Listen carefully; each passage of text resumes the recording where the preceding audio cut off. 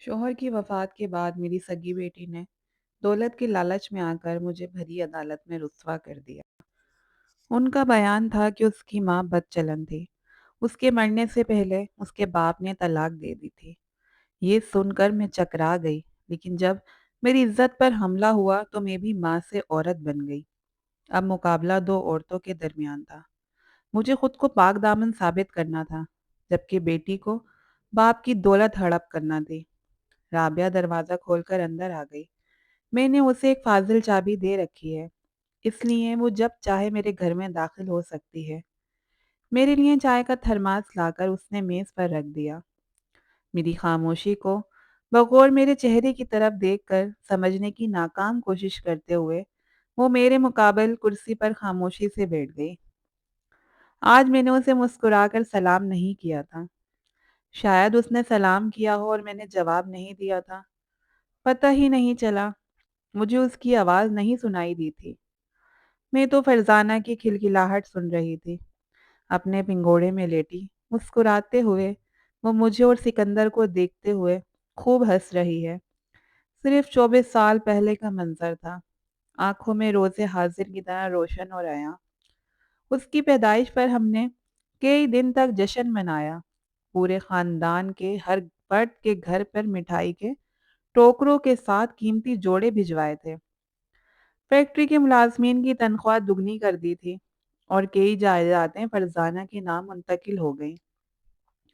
ये खुशी तो दुनियावी दौलत लुटाकर ज़ाहिर की गई, मगर अपने घर पर उसकी मौजूदगी का एक-एक लम्हा हमें नई मुसर्रतों से आशना करता रहा। जिस दिन वो पहली बार टेक लगाकर बैठने के काबिल हुई, जब उसका पहला दाँत नुमाया हुआ और उसने पहला कदम उठाया, ये तमाम दिन हमारे नौकर हमसे झोलियाँ भर-भर के सदक़ात व खैरात समेटते रहे। सिकंदर का और मेरा तो दिल ही नहीं भर रहा था। दिल चाहता था अपना सब कुछ उसकी मुस्कुराहट पर कुर्बान कर दें।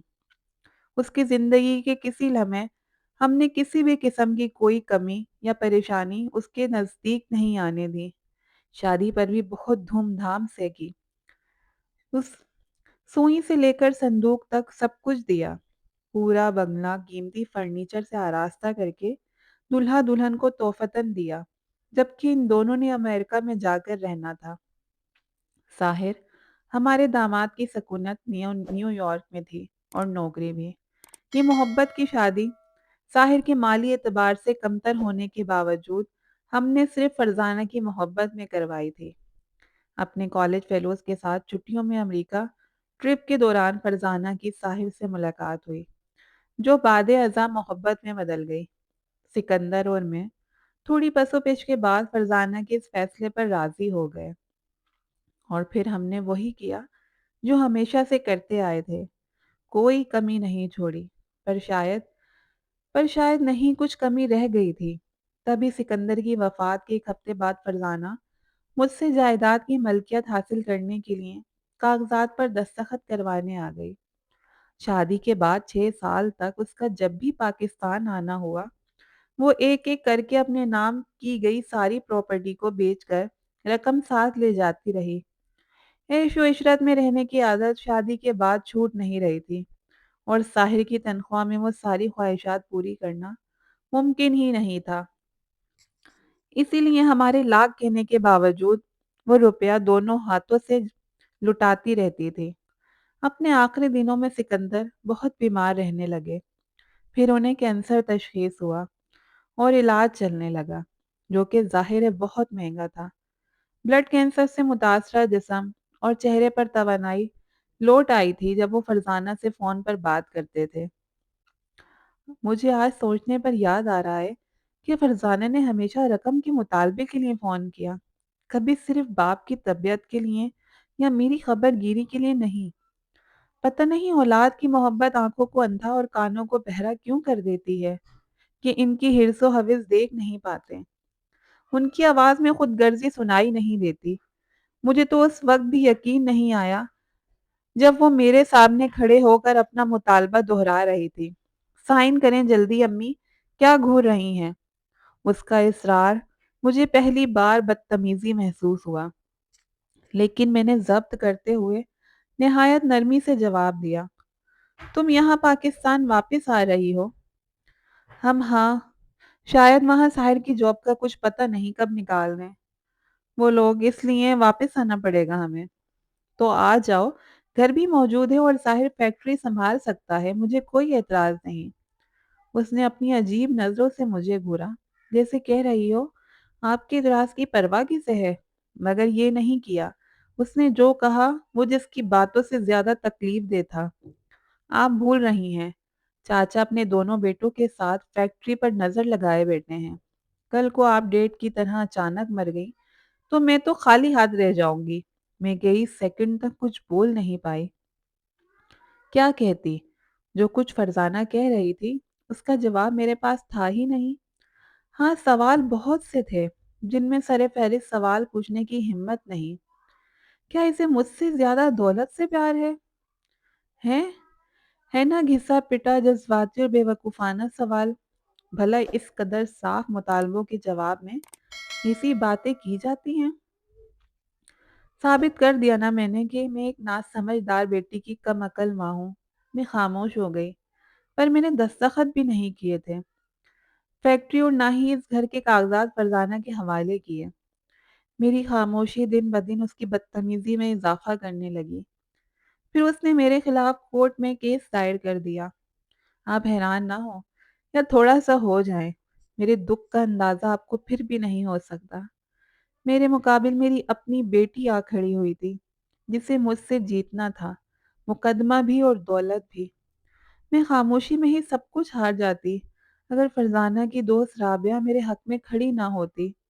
اس نے وکالت پاس کی تھی، اسی نے میری طرف سے وہ تمام دستاویزات عدالت میں جمع کروائیں جن سے ثابت ہو رہا تھا کہ فرزانہ کو اس کا جائز حق بھی دیا جا چکا ہے اور اس سے کہیں زیادہ مالی تحائف بھی مل چکے ہیں۔ رابعہ کے دل میں اللہ نے ہی احساس ڈالا کہ وہ اپنی دوست کے بجائے میرا ساتھ دینے لگی۔ اس نے پہلے دن سے ہی فرزانہ کو سمجھانے اور روکنے کی پوری کوشش کی اور پھر اس کی طرف سے کیس لڑنے سے انکار کر دیا، مگر فرزانہ اپنی ضد کی تھی۔ اس نے دوسرے وکیل سے رابطہ کر لیا تھا اور اب میری پیشی تھی۔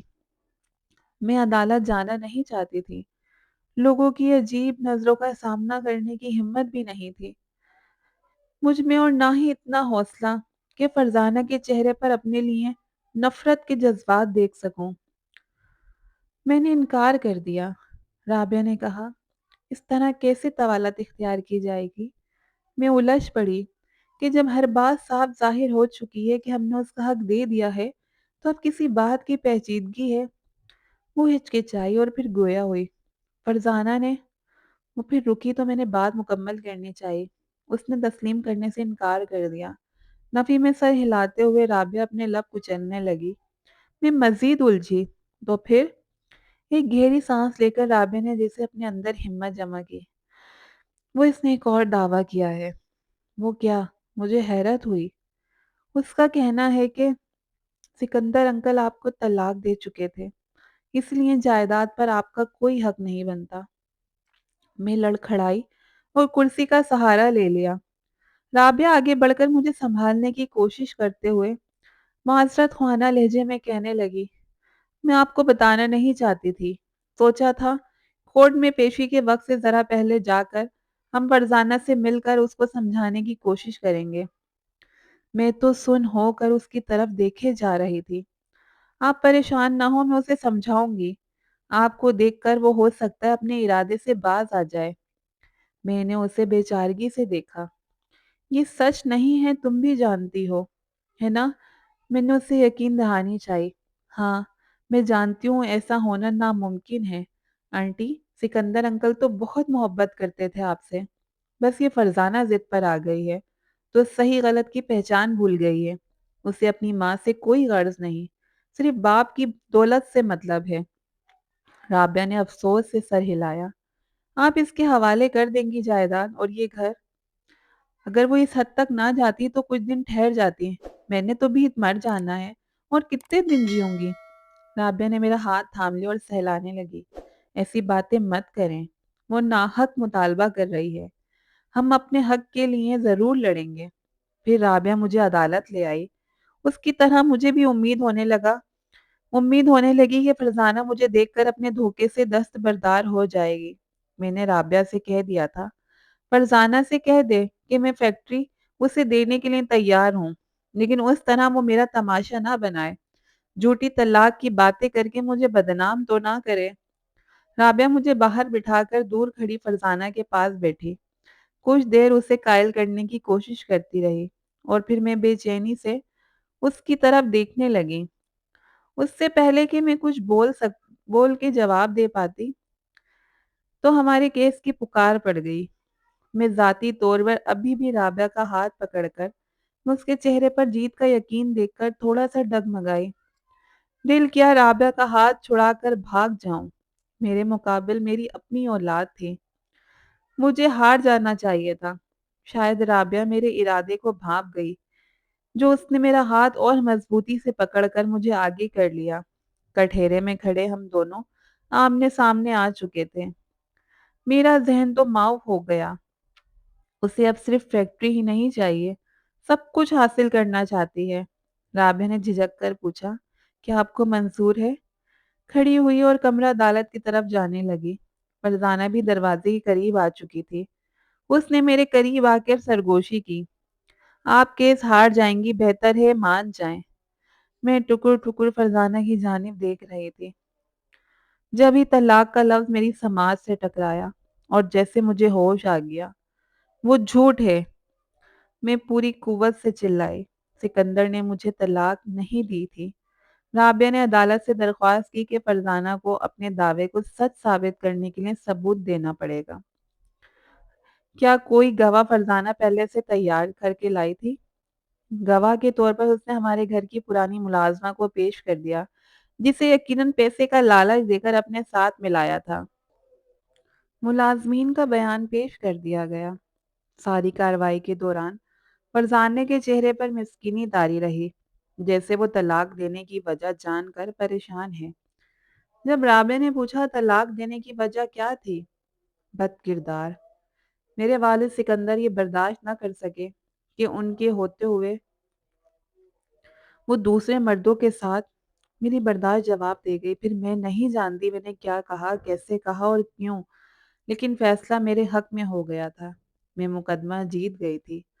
رابعہ کو مجھ سے یہ توقع نہیں تھی، وہ مجھے اس لیے تو لے کر نہیں گئی تھی۔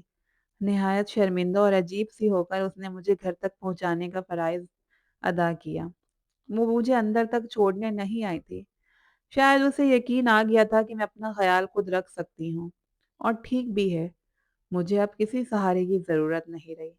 میری توقع کے برخلاف اس نے مجھ سے کوئی سوال نہیں کیا تھا کہ میں نے ایسا کیوں کیا، لیکن ہاں، میں آپ کو ضرور بتاؤں گی۔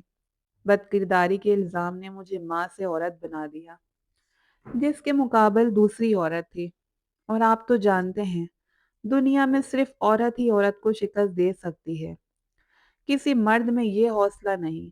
اسی لیے جب فرزانہ کے منہ سے یہ فقرہ ادا ہوا کہ اس کی ماں بد کردار ہے تو میں بپھر گئی۔ ٹھیک ہے، میں تسلیم کرتی ہوں کہ سکندر نے مجھے طلاق دے دی تھی۔ عدالت میں جیمگوئیاں شروع ہو گئیں۔ جج پوری طرح میری طرف متوجہ تھا۔ فرزانہ کے چہرے پر فاتحانہ مسکراہٹ نظر آئی، اور رابعہ کے چہرے پر افسوس۔ لیکن میں تو پھر گویا ہوئی اور سب میری طرف دیکھنے لگے۔ دنیا جانتی ہے کہ میں ان کی بیوی تھی نا؟ میں نے تصدیق طلب نظروں سے جج کی طرف دیکھا۔ اس کی تائید پر میں نے اپنا ہاتھ بلند کر کے فرزانہ کی طرف اشارہ کیا۔ لیکن میں کہتی ہوں کہ یہ سکندر کی بیٹی نہیں ہے۔ جج اپنی کرسی سے کھڑا ہو گیا۔ فرزانہ کی آنکھیں وحشت سے پھیل گئیں۔ رابعہ حیران پریشان کیا فیصلہ میرے حق میں ہوتا دیکھتی رہی۔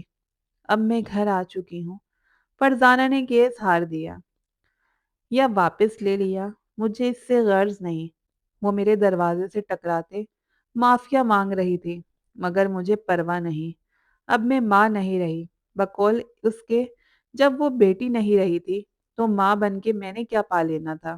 وہ پہلی پیشی جس میں فیصلہ میرے حق میں ہوا میرے لیے کوئی معافی نہیں رکھتی۔ مجھے تو آخری پیشی کی فکر کھائی جا رہی تھی۔ روز قیامت میں اس بہتان کو گھڑنے کی کیا وجہ پیش کروں گی؟ اس لیے اپنی ساری دولت رابعہ کے نام کر کے میں دارالامان جا رہی ہوں۔ میں غصے میں تھی یا جنونی ہو گئی تھی، پر بہرحال میں نے بھی وہی گناہ کیا جو فرزانہ نے کیا تھا۔ میں نے اسے معاف کر دیا۔ آپ سب بھی میرے لیے دعا کریں کہ اللہ مجھے بھی معاف فرما دیں۔